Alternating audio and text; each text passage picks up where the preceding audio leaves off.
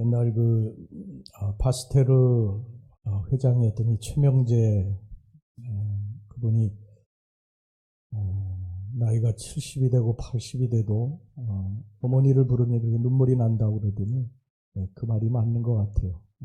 부모는 우리들에게 영원한 그 어떤 향수를 불러일으키고 또 마음의 고향이고, 그래서 부모님 생각하면 자식들이 먹먹하고 좀 그렇습니다. 오늘 어버이 주일로 저희들이 지키는데요, 낳아주고 길러주신 어버이의 은혜를 기억하면서 하나님께 감사하는 날입니다.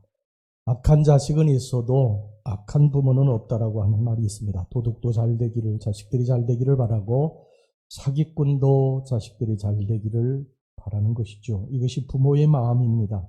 부모는 영원한 내 편이에요. 영원한 내 편. 내가 잘할 때는 뭐 말할 것도 없고 잘못했을 때도 영원한 내 편입니다.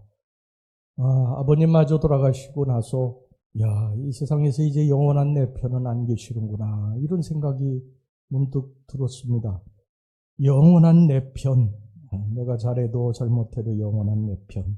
꽤 오래전에 TV에 부모를 죽인 페류나를 방영한 적이 있는데, 아들이 순간적으로 아버지를 죽이고 감옥에 갔습니다. 그런데 그 아들을 어머니가요, 진히 또 감쌉니다. 교도소에 면회를 가고 자식이 남겨놓은 손녀를 정성스럽게 돌봅니다. 형은 다시는 그 동생 보지 않겠다고 하는데 어머니는 그 자식을 버리지 못합니다. 이게 부모의 마음입니다. 영원한 내 편이죠. 자, 그런데 오늘 여기 본문을 보면요, 이상하게도 자기가 낳은 자식에 대해서 부모가 축복과 저주를 갈라놓는 것을 보게 됩니다. 어떤 자식에게는 축복을, 어떤 자식에게는 저주를 합니다. 그런데 여기 성경에 나오는 이런 것은요, 부모의 마음은 자식이 모두 다 잘못을 해도 축복을 남겨주기를 원하지만 하나님은 그렇지 않다는 것입니다. 이게 하나님의 계시입니다. 하나님의 계시.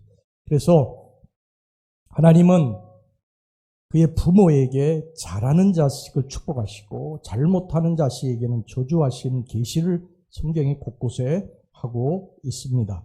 자, 오늘 믿음의 사람인 노아에게서 그 비밀을 우리가 이제 발견하고자 합니다. 노아는 위대한 믿음의 사람이죠. 하나님께서 어느 날 이 땅에 죄악이 관영한 것을 보시고, 내가 이곳에 이제 홍수로 비를 내려서 심판하실 것이라고 그렇게 말씀하시고 노아에게 방주를 만들라고 그러셨습니다. 노아가 이 산 꼭대기에 올라가서 이게 방주를 만들기 시작을 했는데, 학자들마다 다릅니다만 거의 100년 이상을 방주를 만들었다고 봐야 됩니다. 사람들은 막 비웃고 초롱하고 이 날씨도 이렇게 좋은데 무슨 방주를 만드느냐고 그랬지만 방주를 계속 하나님을 믿고 만들었어요. 성경에 보면 노아는 당대의 완전한 자라, 이렇게 말을 하고 있습니다. 노아는 신앙이 좋았고 흠이 없는 그러한 사람이었습니다. 이 노아에게는 세 아들이 있었어요. 셈과 함과 야벳이 있었습니다. 어느 날이 노아가 이 홍수 심판이 끝난 후에 이 농사를 지었는데, 농사를 지을 때에 포도나무를 심었습니다. 그래 포도나무를 심고 그 포도나무에서 이제 포도를 수확해서 포도주를 만들었습니다. 이 포도주를 만들고 어느 날 노아가 포도주를 너무 많이 마셨던 것 같아요. 그래서 장막 안에서 벌거벗고 수치를 드러내고 말았습니다. 오늘 본문의 21절 말씀 보겠습니다. 포도주를 마시고 취하여 그 장막 안에서 벌거벗으니라. 이때 둘째 아들인 함이 아버지의 하체를 보고서 밖으로 뛰어나가가지고 형하고 동생에게 그것을 이야기를 한 것입니다. 이렇게 아버지가 수치를 드러내놓고 누워 있었다. 이 소식을 들은 셈과 야벳은 얼른 아버지의 옷을 취해가지고 뒷걸음쳐, 어깨에다가 메고 뒷걸음쳐 들어가서 아버지의 하체를 그 옷으로 가려주고 또 뒷걸음쳐서 이렇게 나왔어요. 아버지의 하체를 부끄러운 것을 보지 않았던 것입니다. 술이 이제 노아가 깨가지고요, 아들들이 자기에게 한 일을 알고 이렇게 말을 했습니다. 25절 보겠습니다. 이에 이르되 가나안은 저주를 받아 그의 형제의 종들의 종이 되기를 원하노라 하고, 그러니까 이 노아의 축복과 저주대로 함과 그의 후손들은 저주를 받았고, 셈과 야벳 그리고 그의 후손들은 하나님의 축복을 받았습니다. 술에 취해가지고 하체를 드러낸 것은 노아의 실수죠. 그런데 이 노아가 실수했는데 어떻게 보면 함이 그의 후손들과 저주를 받았지 않습니까? 이게 좀 너무 가혹하지 않나 이 생각을 할 수 있는데, 아까도 말씀드렸습니다만 성경에서 이것을 말씀하는 이유는 이건 하나님이 말씀하신 것을 노아가 그대로 이야기하기 때문인 것입니다. 그래서 결국은 함과 그의 후손들이 저주를 받고 셈과 야벳과 그의 후손들이 하나님의 축복을 받게 됩니다. 이것은 여기에 하나님의 깊은 영적인 교훈이 들어있는데요. 자, 창세기 10장에 보면 저주를 받았던 함의 자손과 축복을 받았던 셈의 자손을 상세히 기록하고 있습니다. 창세기 10장 6절에 보면 함의 아들은 구스와 미스라임과 붓과 가나안이니요. 또 8절 9절에 보면 부수가 또 니므롯을 낳았으니 그는 세상의 첫 용사라. 그가 여호와 앞에서 용감한 사냥꾼이 되었으므로 속담에 이르기를 아문은 여호와 앞에 니므롯같이 용감한 사냥꾼이로다 하더라. 여기서 여호와 앞에서라고 하는 말은요, 여호와에 대항하여 against, 여호와를 대항해서 그런 뜻입니다. 그러니까 니므롯이 여호와를 대항하는 그러한 용사가 됐다고 하는 것입니다. 이들은 나중에 이제 하나님을 대항해서 여호와를 대항해서 신할 땅에 바벨탑을 쌓게 됩니다. 10절 말씀 보겠습니다. 그의 나라는 신할 땅의 바벨과 에렉과 악갓과 갈레에서 시작되었으며, 그리고 이들의 후손은 나중에 하나님을 대적하는 아수르와 이제 블레셋이 됐어요. 14절 말씀 우리 다 같이 한번 읽어보겠습니다. 기술르임에서 블레셋이 나왔더라. 이것을 보면 분명히 블레셋 민족이 함의 후손인 것을 알 수가 있죠. 이들은 나중에 하나님의 구원 역사에 반역하는 세력으로 소돔과 고모라에 편만하다가 하나님의 불심판으로 결국은 멸망을 당하게 됩니다. 그러나 이 셈과 야벳 그의 후손들은 축복을 받았습니다. 오늘 본문에 창세기 9장 26절에서 27절 말씀 우리 다 같이 한번 읽겠습니다. 시작. 또 이르되 셈의 하나님이 여호와를 찬송하리로다. 가나안은 셈의 종이 되고 하나님이 야벳을 창대하게 하사 셈의 장막에 거하게 하시고 가나안은 그의 종이 되게 하시기를 원하노라 하였더라. 여러분, 셈의 이제 10대 손이 아브라함이에요. 셈의 10대 손. 아브라함이 여기서 나왔고, 그리고 아브라함의 후손 중에, 셈의 후손 중에 바로 메시아 예수 그리스도가 나온 것입니다. 바로 예언대로 하나님은 셈의 하나님이 된 것이죠. 야벳의 축복은 뭡니까?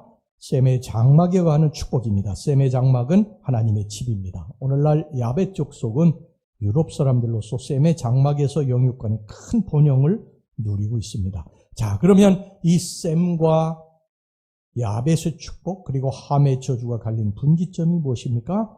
그것은 바로 아까도 말씀드렸다시피 그의 아버지 노아의 허물을 덮지 않았기 때문이라는 것입니다. 함은 덮지 않았습니다. 그것을 사람들에게 알렸다는 거죠. 형제들에게 그것을 알렸다는 거예요. 그 부끄러움을 알렸다는 것입니다. 그의 죄를 알렸다는 거예요. 그런데 셈과 야벳은 그걸 덮었다는 것입니다.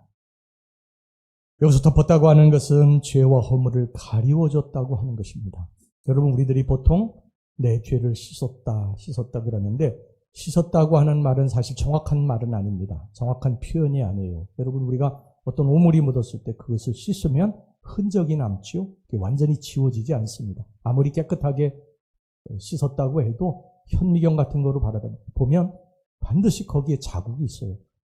씻으면 자국이 남습니다. 그래서 성경에 우리의 죄를 씻었다, 이것은 정확한 표현이 아니고 죄를 덮었다. 영어로 보면 cover라고 되어 있습니다. cover, 덮었다는 뜻입니다. 덮었다. 예수님이 우리의 죄를 덮어주셨다는 것입니다. 덮어주셨다. 할렐루야. 여러분, 성경에 보면요, 여기 보면 이게 구속의 신비인데 셈과 야벳이 노아의 옷을 어깨에 걸치고 뒷걸음쳐서 아버지의 하체를 가리워줬다는 거예요. 가리워줬다. 인간의 본능은 들추어내고 싶고 지적하고 싶고 비판하고 싶고 다 드러내고 싶은 게 이게 인간의 본능이에요. 그런데 하나님은 늘 우리를 덮어주신다는 거예요. 셈과 야벳은 하나님의 마음으로 아버지의 허물을 덮어주었다는 것입니다. 여러분, 하나님은 인간을 죄에서 구속하기 위해서 언제나 이와 같이 덮는 신비한 비밀의 역사를 계속하고 있습니다. 아담과 하와가 에덴 동산에서 죄를 짓고 동산나무 그늘에 가서 숨었어요. 부끄러워 숨었습니다. 그런데 하나님께서 어린 양을 잡아가지고 그 가죽을 가지고 그들에게 옷을 입혀주셨어요. 그들의 허물을 가리워 주신 것입니다. 여러분, 가인이 동생 아벨을 죽였습니다.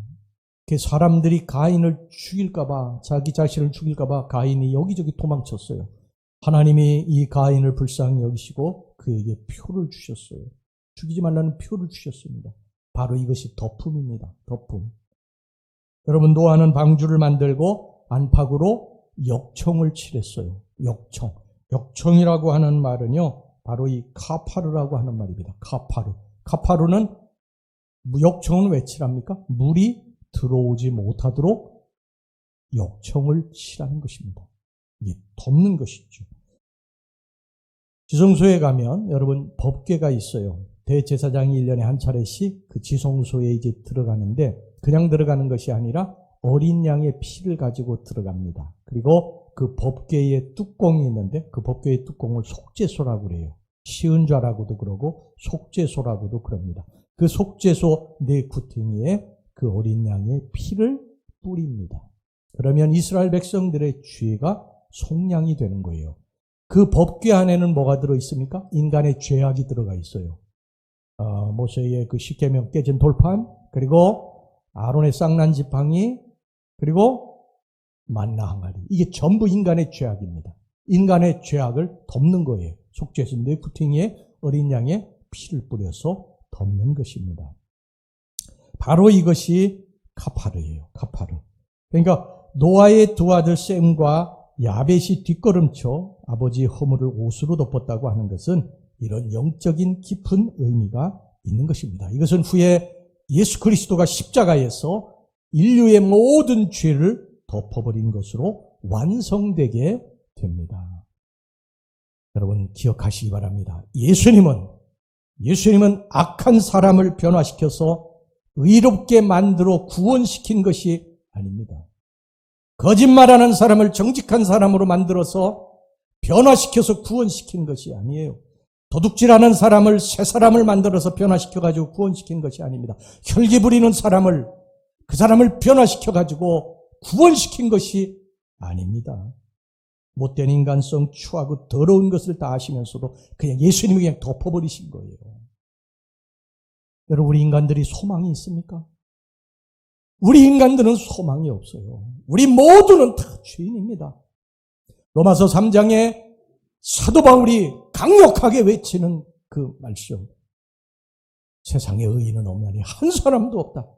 여러분 인정하십니까? 저와 여러분들은 죄인들이에요. 그것은 우리의 지난 날들을 뒤돌아보면 알지 않습니까?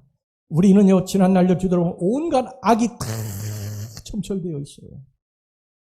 우리는 한 사람도 하나님 앞에서 구원받을 수 있는 자격이 있는 사람 없어요. 악한 인간성, 그 불순종, 고집, 탐욕, 음란성, 시기심, 혈기, 이기심, 교만, 우리의 겉은 젠틀하고요, 요조숙녀같이 보일지라도 우리의 속은 온통 더럽고 추한 쓰레기로 가득 차 있습니다. 우리 이 인간이에요.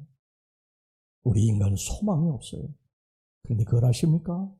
하나님이 우리의 이 더럽고 추한 것들을 고쳐가지고 쓰셔서 의인 만들어주신 것이 아니라 그냥 덮어버리셨다. 그래서 우리가 구원받은 줄 믿으시기 바랍니다. 그래서 은혜라고 그러는 거예요. 그래서 은혜라고 그러는 것입니다. 우리가 행한 것으로 보면 우리는 100번, 1000번, 10,000번 지옥 가야 되는데 예수님이 그 피로 우리를 덮어버리셨다는 것입니다. 그래서 우리가 의인이 되고 하나님의 자녀가 돼서 천국에 갈 수 있는 축복을 받게 됐는 줄로 믿습니다. 여러분 인생을 살면서요, 우리가 다 허물을 고쳐 살지 못해요. 부부간의 허물도요, 다 못 고칩니다. 부부간에 서로 지적하고 뭐 고치라고 비판하고 뭐 그러지만 고쳐집니까? 안 고쳐집니까? 네? 아니, 살아봐서 알잖아요. 네? 고쳐져요? 안 고쳐져요? 안 고쳐져요. 안 고쳐집니다.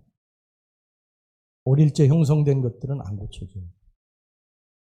저도 살아보니까 안 고쳐져요. 서로 안 고쳐져. 덮어야 됩니다. 그냥 덮고 살아야 돼요. 그거 고치려고 서로 지적하고 비판하고 그러면요. 가정이 평안할 날이 없어요. 자식들의 허물도 못 고칩니다.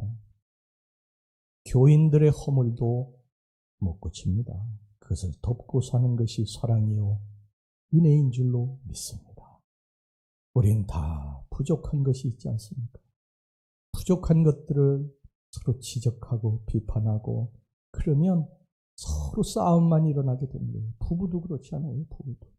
교인들끼리도 서로 그렇습니다. 우리는 내가 덮임을 받아가지고 용서받아가지고 이렇게 여기까지 왔으니까 그냥 나도 덮어주고 용서해주고 참아주고 못 본 척해주고 그렇게 살아야 될 줄로 믿습니다. 예수님도 그냥 덮으셨지 않습니까? 먼저 고치려고 하지 말고 덮으시기 바랍니다. 고치려거든 자기 자신을 고치셔야 돼요. 이게 제일 먼저 우리들이 해야 될 일입니다.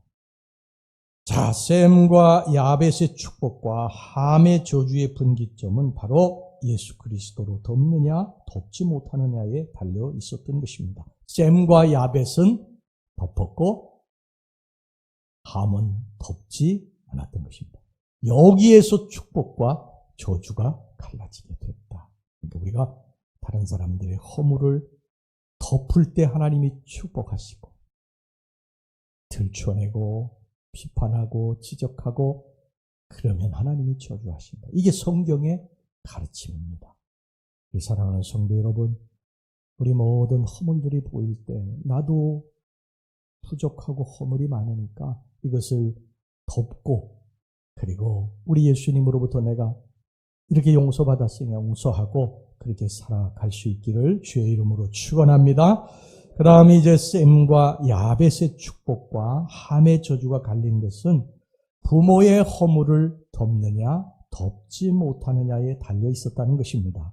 셈과 야벳은 아버지의 실수를 주안해서 덮었기 때문에 축복받은 자녀가 된 것입니다. 그런데 함은 아버지의 실수를 덮지 않았습니다. 노아가 술을 먹은 것은 술 먹고 취해서 옷을 벗어 던지고 하체를 드러나는 건 노아의 실수죠. 그런데 그 부모의 허물을 자식이 어떻게 대했느냐 하는 것을 보시고 하나님이 그것에 대해서 축복과 저주를 갈라놓으셨다는 것입니다. 그러니까 이것이 우리가 부모에게 어떻게 해야 하나님의 축복을 받을 수 있냐 하는 걸 성경이 말씀하고 있는 것이죠.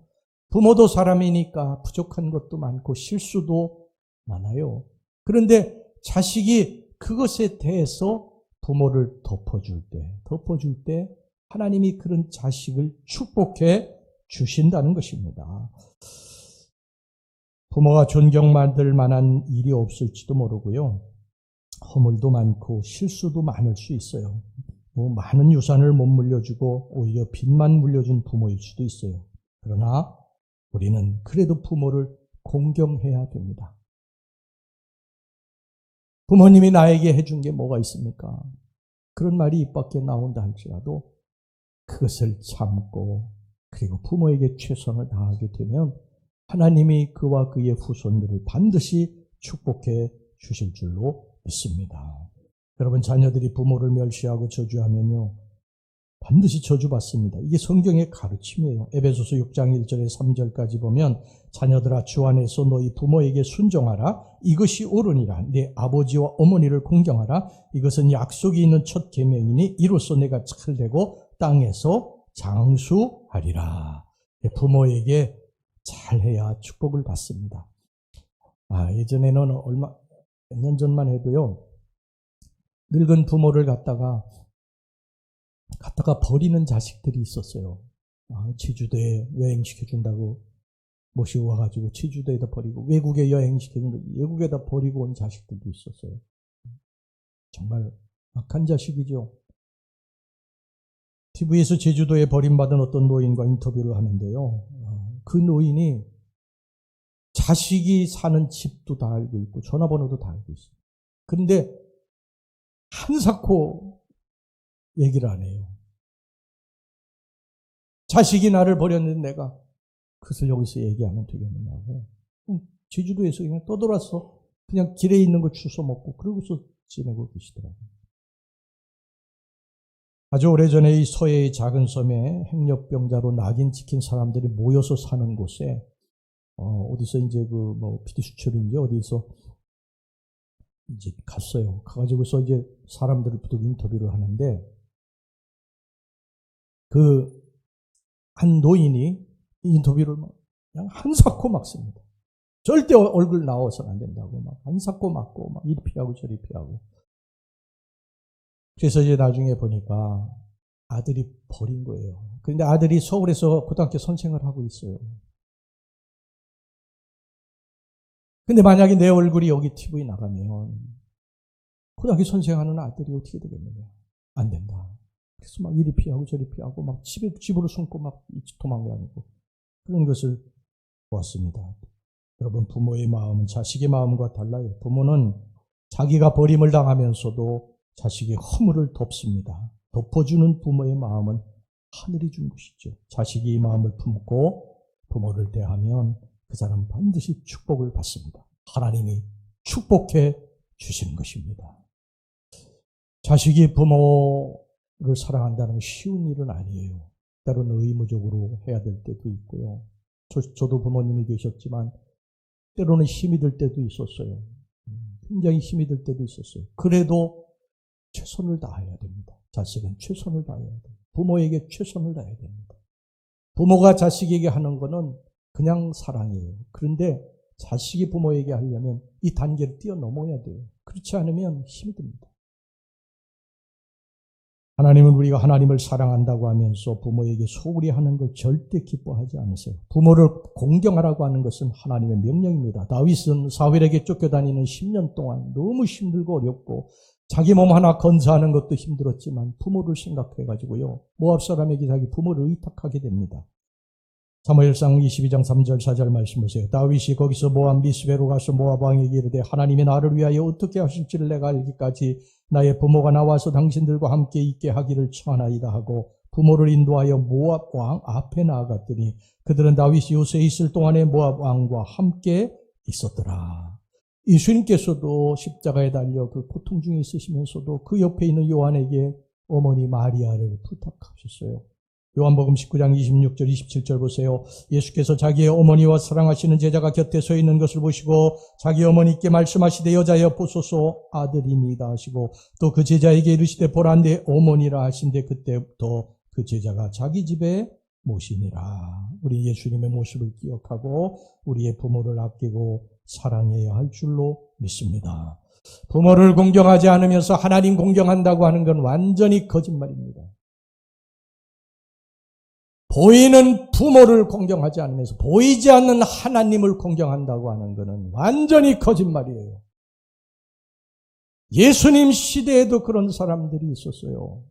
바리새인 중에 부모들이 자식에게 찾아와가지고 용돈을 달라고 하면 고르반 그랬습니다. 고르반이 뜻이 뭔지 아십니까? 하나님께 내가 헌금을 했으니까 내가 부모님께 드릴 돈이 없습니다. 그게 고르반이에요. 고르반. 그런 자식들에게 예수님이 저주를 말씀하셨어요. 여러분, 우리가 하나님을 사랑하려면요, 부모를 먼저 사랑해야 됩니다. 부모가 많이 배우고 높은 지위에 있고 자식에게 물려줄 유산이 많다고 한다면 부모를 공경하지 않을 자식들이 어디 있겠어요? 억지로라도 공경을 하죠. 그러나 많이 배우지 못했어도 높은 지위를 갖지 못했어도 물려줄 유산이 없을지라도 부모를 공경하는 자식이 훌륭한 자식이고 그 자식을 하나님이 축복하실 줄로 믿습니다. 그리고 그 자손의 자손들을 하나님이 든든히 세우실 것을 믿으시기를 바랍니다. 혹시 여러분들 중에 부모가 거슬리고 부모가 여러 가지 마음에 안 들고 불평과 원망이 자꾸 나오고 그러신 분 계십니까? 여러분, 그리스도가 우리를 덮어주신 것처럼 부모님의 허물을 덮으시기를 바랍니다. 이것이 여러분들에게 축복을 가져다 줄 것입니다. 부모에게 악하게 하면 세상에 성공한 사람 보셨습니까? 없습니다. 지금은 잘 되는 것 같아도 나중에 보면요, 반드시 하나님 말씀대로 됩니다. 부모에게 효를 다하고 정말 부모를 하나님 섬기듯이 섬기면 하나님이 그 자녀들을 축복하시고 자손의 자손에게 복을 주실 것을 믿으시기를 바랍니다. 할렐루야. 제가 유튜브에서 한 장로님의 간증을 보면서 큰 감동을 받았는데 온누리교회 찬양사역하고 계시는 박종호 장로님이십니다. 이분은 세계적인 그러한 성악가 조수미 씨와 고등학교도 같이 다녔고요. 서울대 음대도 같이 이렇게 다녔습니다. 그분의 말에 의하면 1등, 2등 서로 번갈아가면서 하는 그런 이 관계였다고 그러는데 이 조수미 씨는 졸업하자마자 유학을 떠나고 본인도 이제 로마로 유학을 준비하다가 성령 체험을 하고서 찬양 사역자가 됐습니다. 그래서 조수미 씨는 이제 세계의 그런 알려진 성악가가 됐고 자기는 유명한 이제 찬양 사역자가 된 것입니다. 근데 하나님 앞에 이제 늘 찬양 사역하고 기쁨으로 살아가는데 2016년 55세 때 몸이 좀 이상해가지고 병원을 갔더니 의사가 깜짝 놀라면서 아니 왜 인제 오셨냐고 지금 완전 간경화에다가 간암 말기라 소망이 없다고 간 이식 외에는 당신이 살 소망이 없다. 그런 딱 진단을 받은 것입니다. 이 박정호 장로님이 낙심이 됐죠. 하나님 내가 하나님 사역을 지금까지 해왔는데 하나님 내가 이제 죽나요? 하나님 나를 죽이시겠습니까? 그 이제 간 이식을 받으려고 하니까 간 이식 받을 그러한 사람도 없고요. 또 간 이식을 설령 받는다고 해도 또 살아날 확률 또 부작용 여러 가지가 또 있을 수도 있고 간이 또 맞아야 되지 않습니까?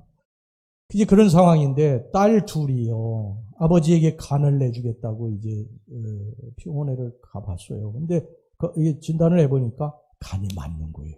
그래가지고 이제 이 딸을 이제 간을 내주는데 둘 중에 이제 누가 내줘야 되는데 그 당시에 박정호 장로이 120kg 되는 일은 거구였었고 그래서 간도 커가지고 한 사람 간 가지고는 어렵다고 의사가 이야기를 하는 게 딸 둘이 이제 병원에 간을 주기 위해서 누운 것입니다. 누웠는데 둘째 딸 27살 난 둘째 딸이 이제 간을 적출해서 보니까 감사하게도 건강하고 또 체격도 좋고 그랬는 것 같아요. 그러니까 간이 둘째 딸 간 가지고 되겠다고 의사가 그래가지고 큰 딸은 그냥 누웠다가 퇴원을 둘째 딸이 이제 간을 이식해가지고 죽었습니다. 그런데 이제 거기 둘째 딸이 그런 이야기를 한 거예요. 자기가 이제 들어갈 때 수술실 들어갈 때 이제 그거 쓰지 않습니까? 여기서 이 수술 받다 죽어도 내가 아무런 문제를 삼지 않겠습니다. 그걸 쓰는데 내가 여기서 죽을 수도 있겠구나. 27살인데 내가 여기서 죽을 수도 있겠구나. 그런 마음이 들더래요. 그러니까 이제 아빠 엄마가 그런데도 어떻게 그건 내가 했느냐. 그러니까 내가 안 하면 아빠가 죽잖아. 그래가지고 아빠도 울고 엄마도 울고 다 울었다고 그렇게 합니다. 그리고 이제 간증을 다 끝내고 박정호 장로님이 하나님의 은혜라고 하는 그런 찬양을 이제 부르고 간증을 끝냈는데 하나님의 은혜라고 하는 찬양을 여러분들하고 같이 부르려고 하니까 제가 이 목 상태도 지금 별로 좋지도 않고 또 잘 부를 자신도 없고 그래서 박정호 장로님과 못지않게 잘 부르시는 우리 지휘자님이 좀 이렇게 갑자기 제가 부탁을 했어요. 아침에 일부 예배 때 제가 불러보니까 도저히 안 되겠어요. 그래서 안 되겠다. 우리 권사님한테 부탁해야 되겠다. 그래가지고 그냥 10시에 부탁을 해가지고 준비도 못하시고 아마 쓰셨을 줄 아는데 그래도 여러분 다 감안하시고 큰 은혜 받으시기를 바라겠습니다. 네.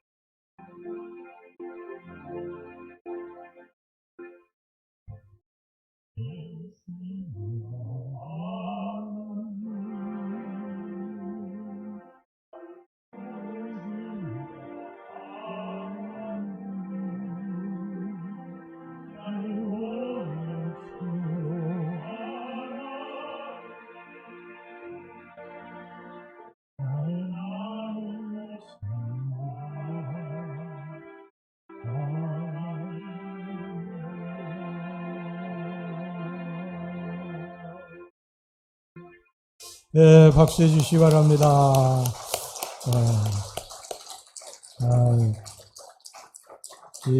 이렇게 어려운 노래니 제가 부를 수 있겠습니까?